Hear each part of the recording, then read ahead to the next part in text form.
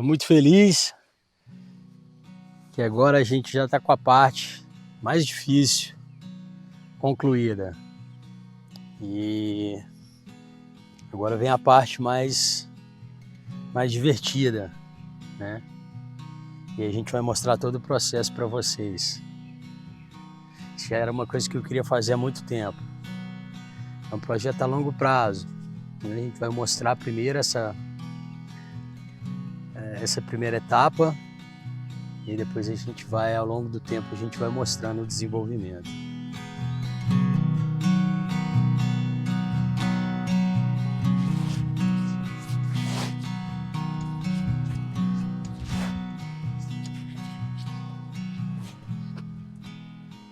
Hoje nós vamos começar a agrofloresta. Esse aqui é um funcionário novo que eu contratei, chama motocultivador Búfalo. A gente vai usar ele para fazer os canteiros da agrofloresta. Ele tem muito capim, muita braquiária. A gente já roçou onde vai passar ele.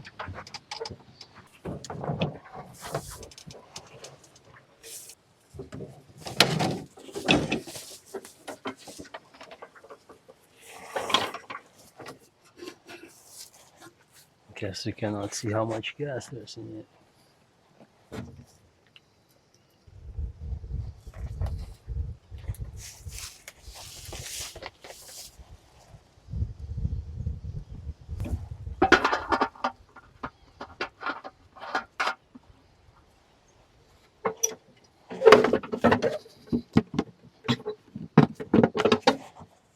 Primeira vez que eu uso.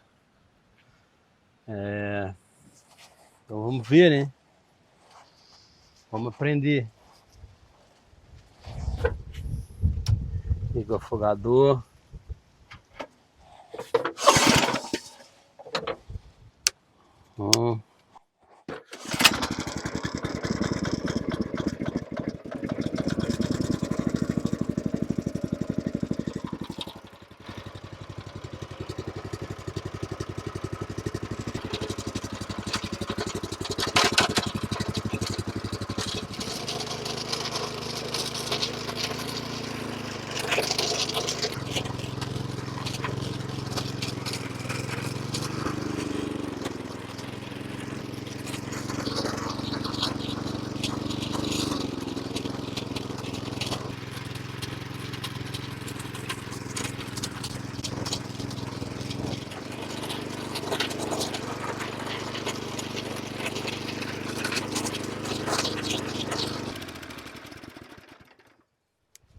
Good machine.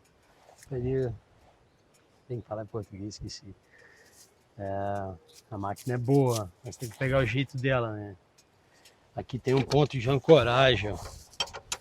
Porque se você não ancorar a máquina, ela tende a andar, a ir para frente, antes de revirar a terra o tanto necessário. Claro que tem que passar sempre umas 2, 3 vezes, ainda mais aqui que tem capim. Mas ancora, aí joga, faz uma parte, levanta, anda um pouco para frente, ancora de novo, faz outra parte. O que eu descobri até agora do funcionamento dela é esse. Agora eu vou praticar, né? Mas com certeza vai dar conta do serviço. Tem algumas raízes já aqui, né? Árvore grande.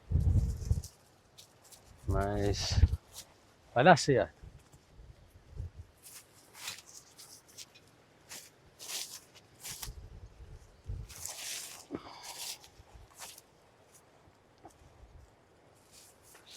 Depois a gente tem que tirar essas raízes de braquiária e ajuntar um canteiro. Mas antes disso ainda vou passar mais uma vez. Vou colocar um calcário, vou colocar um esterco, vou passar mais uma vez e aí tirar as raízes. Fiscal? Vamos lá, que tem muito trabalho pela frente hoje.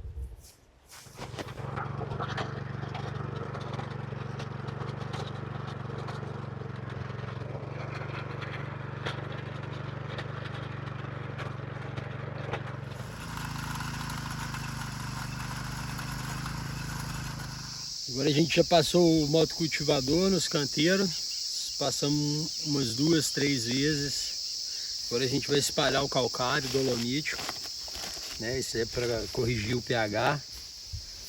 Esse é 80%.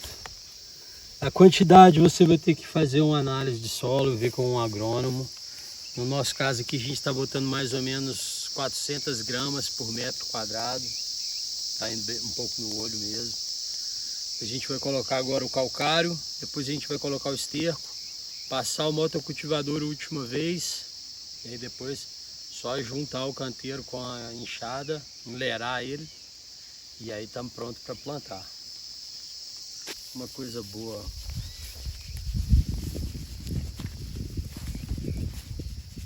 Isso aqui é a realização de um sonho, essa agrofloresta. Durante muito tempo eu quis fazer isso.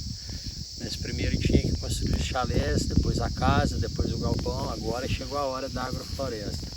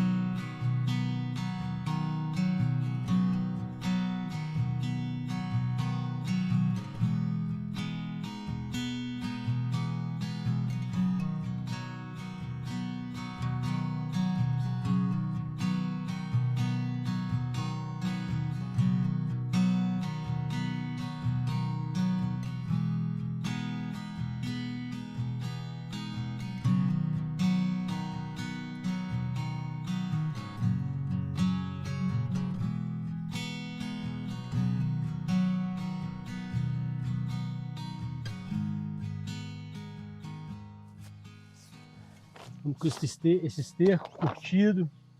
Esse esterco já está guardado aqui, já tem alguns meses. Agora está na hora de colocar ele. Já espalhamos o calcário, vamos espalhar o esterco. Tudo bem, Bruno? E aí revirar mais uma vez e pronto. Vamos lá. O dia já está quase acabando, ainda tem muito trabalho pela frente.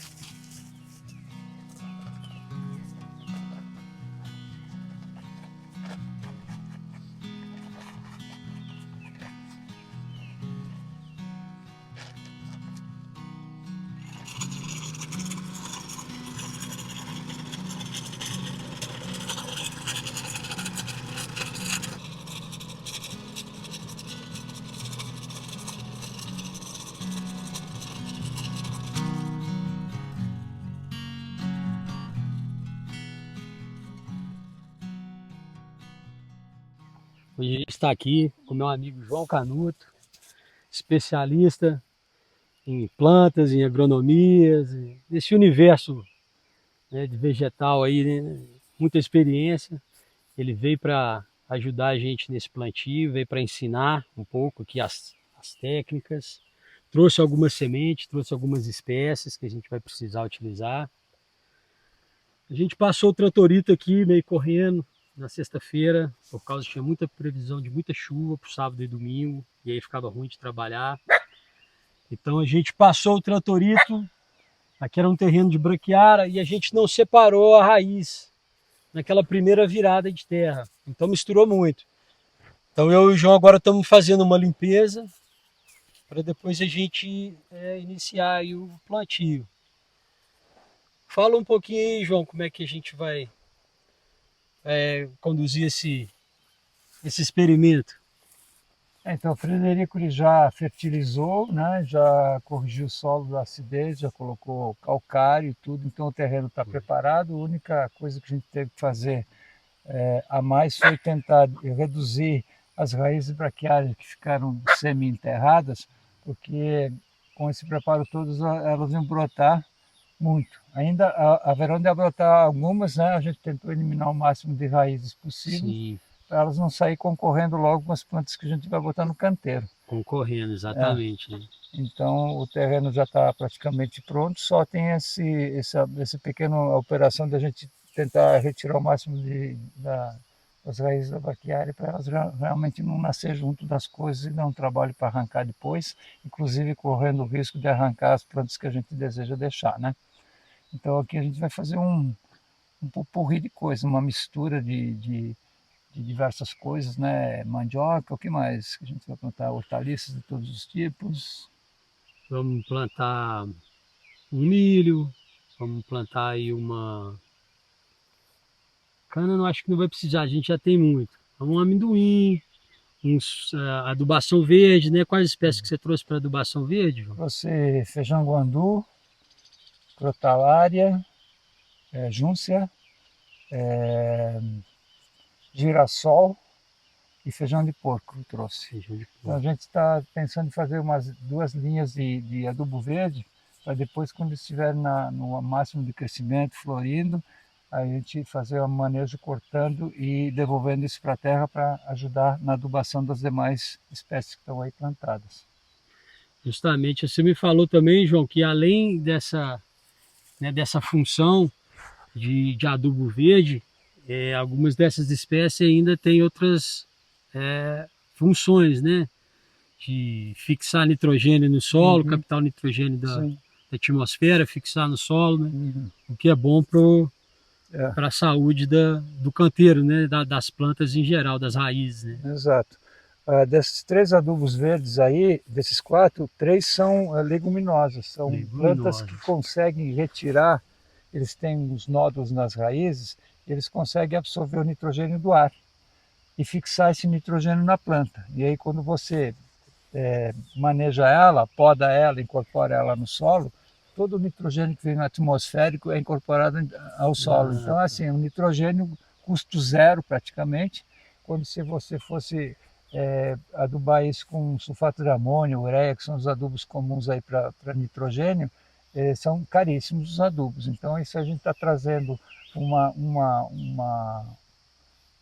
um elemento grátis, praticamente, que tá no ar, Brownie, para fixar dentro do solo e produzir e trazer o mesmo nitrogênio que seria colocado em forma de adubo em outros cultivos convencionais, né?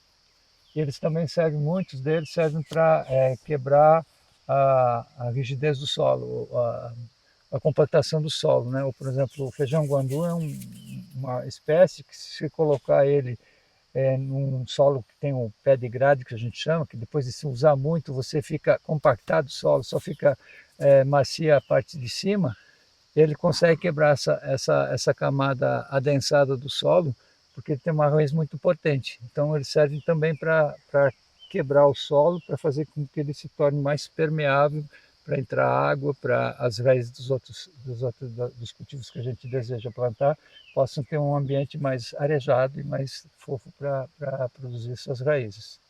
Esse é o feijão guandu. Esse é o feijão guandu. Muito bom.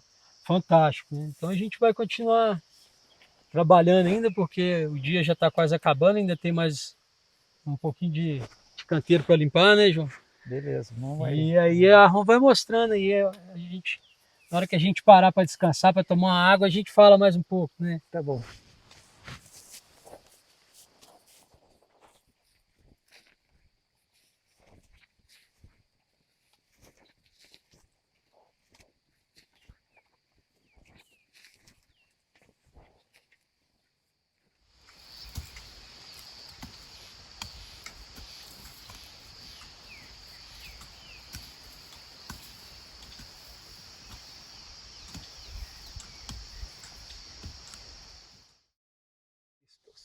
Bom dia, cheio de alegria. Estou aqui com o João, hoje é um dia muito especial. A gente vai começar o plantio. E aí não tem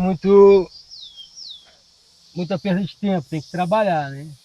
Mas tem que definir primeiro, que é muito importante, né, João?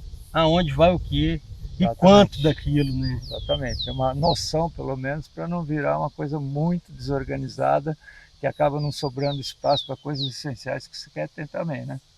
Justamente, a quantidade, né? Não é só aonde vai pôr, mas quanto daquilo que você vai precisar, né? A gente fez um exercíciozinho aí de mais ou menos saber quanto era a área e quanto de mandioca iria. Então a gente já conseguiu ter uma noção de quantas manivas a gente ia cortar, então agora a gente vai plantar, ela seria o primeiro passo, né?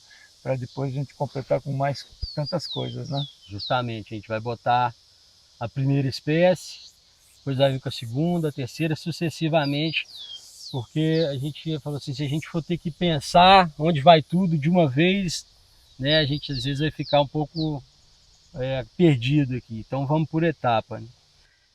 E aí, como é que ficou definido, João, da gente colocar as mandiocas nos canteiros aqui? Então, a gente fez um cálculo rápido de qual é que seria a produção de cada mandioca e quantas teria aqui, quantos quilos a gente teria durante um certo período para saber mais ou menos o consumo que eles vão ter.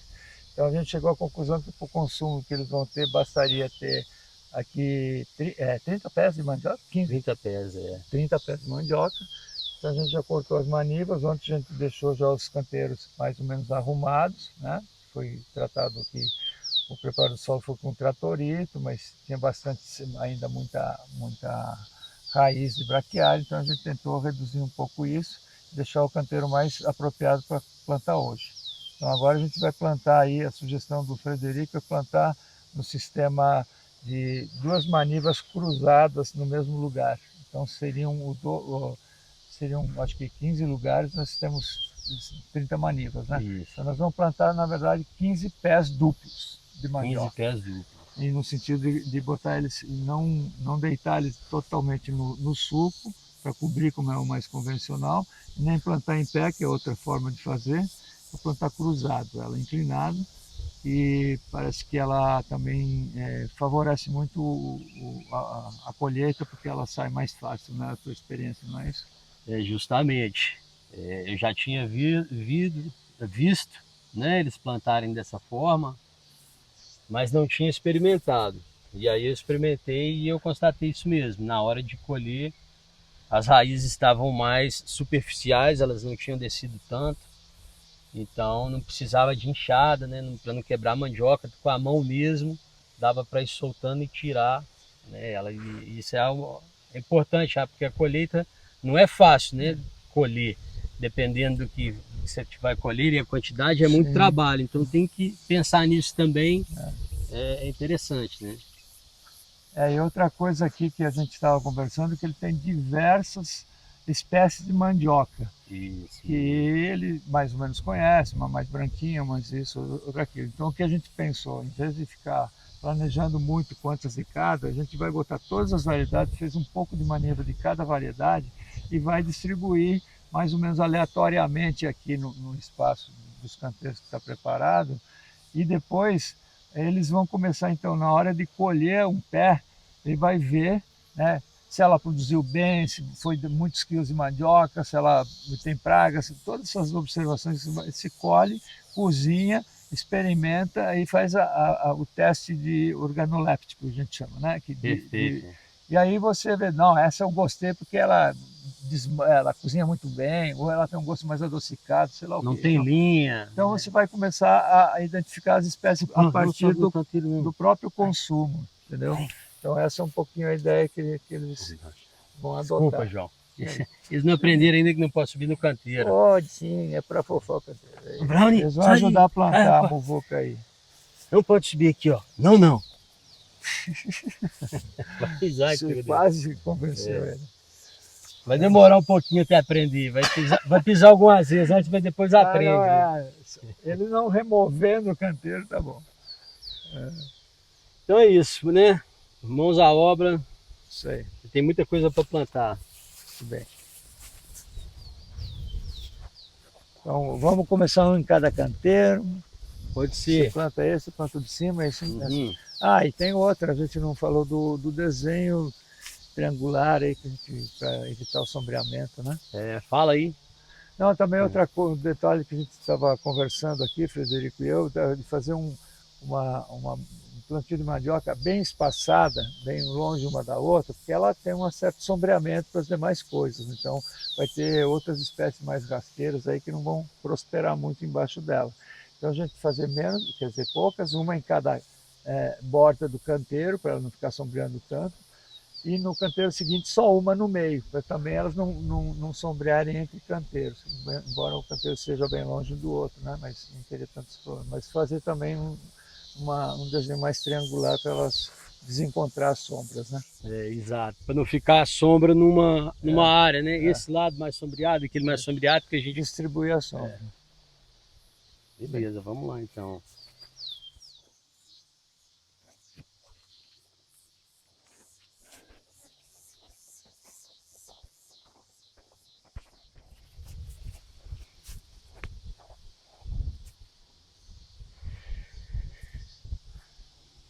Tem uma outra técnica interessante, é que você pega o facão assim na hora de plantar ela e dá uns piquezinhos nela. Vendo? Ela vai soltando um leite. As duas aqui. E isso aqui ela vai sair uma raiz em cada pico desse, sai a raiz. Então às vezes você consegue aumentar a produção da mandioca fazendo isso.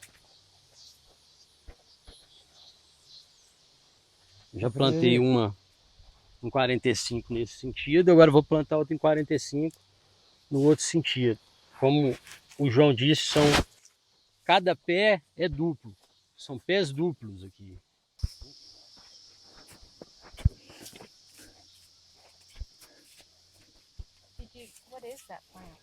Essa é uma mamona vermelha. Mamona ela dá uma frutinha que dá um óleo, né? A pessoa tem várias utilidades. Eu, para falar a verdade, não sei explicar bem não. Eu peguei ela mais porque eu acho ela bonita, né? Essa mamona ela não é aquela verde mais comum, ela é uma vermelha. Então eu tive essa puxado para esse lado ornamental do que para uma utilidade de consumo, né? Mas eu ainda vou olhar para ver para que ela é boa, de repente a gente ainda acaba consumindo ela para alguma finalidade. Aí aqui a gente tem um monte de semente. Tem amendoim, tem milho, girassol, tem feijão, tem a moringa aqui, que é um adubo verde muito bom, na semente dela. Tem os adubos verdes que o João trouxe, feijão gadu, cratolária, qual mais, João? Feijão guandu. Esse aqui é o girassol, caxol. Girassol, uma espécie de girassol. Essa crotalária junce, que é aquela crotalária que dá uma massa violenta.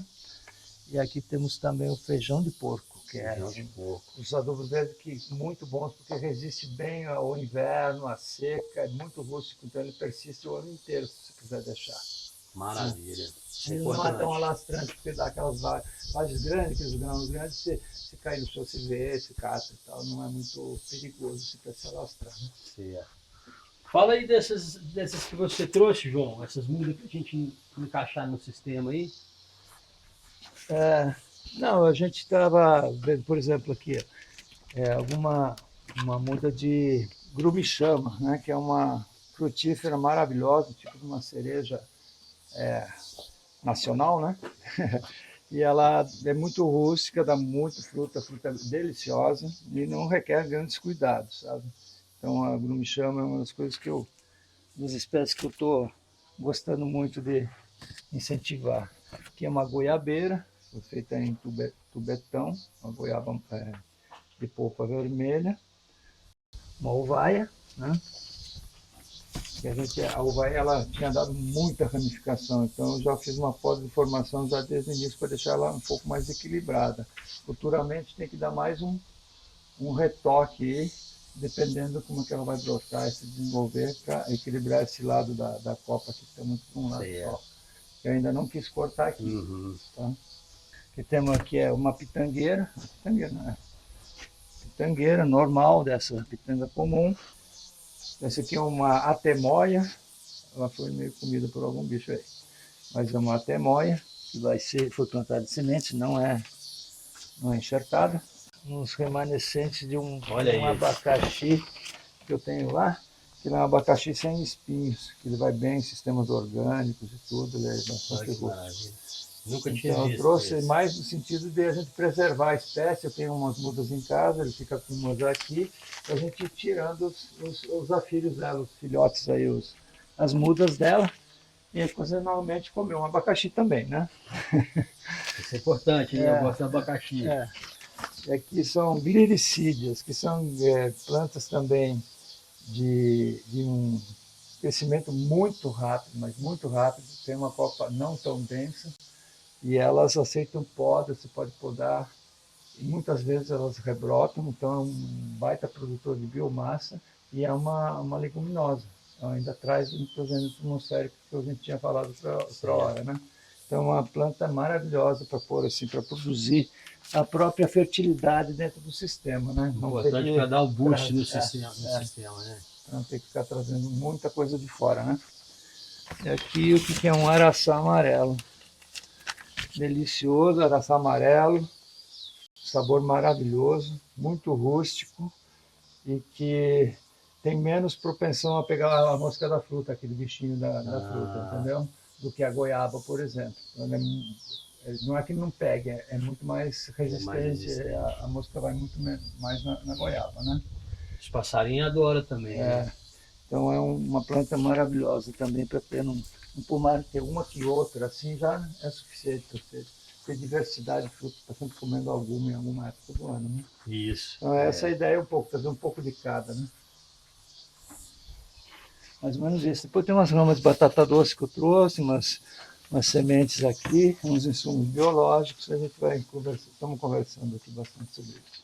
Beleza.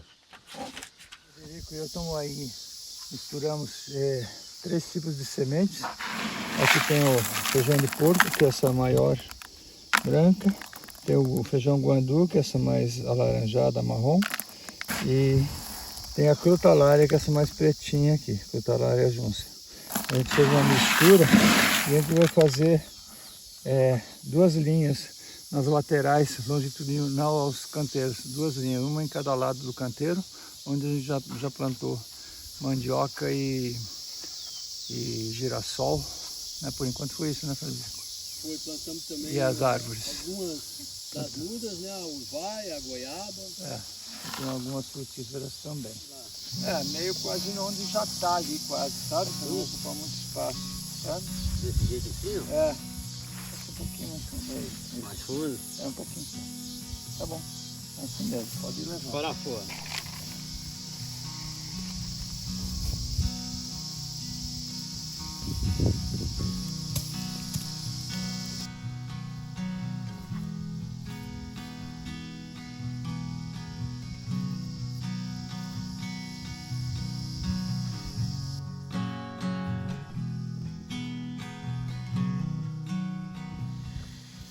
A gente já está com muita coisa nos canteiros e ainda tem bastante coisa que a gente quer plantar e o espaço está acabando. E aí a gente precisa, uma das que a gente quer plantar hoje é a curcuma, o açafrão. Olha, já está querendo brotar, ó. Tudo com brotinho. Aí a gente decidiu, olha que delícia, a não pôr no canteiro. Tem umas árvores já aqui nativas, igual esse barbatimão. E a gente vai cavar em volta do barbatimão, em volta ali do mamão, e vamos plantar essa curcuma em volta dessas árvores, porque ela gosta de um pouco de sombra. E os canteiros estão muito no sol.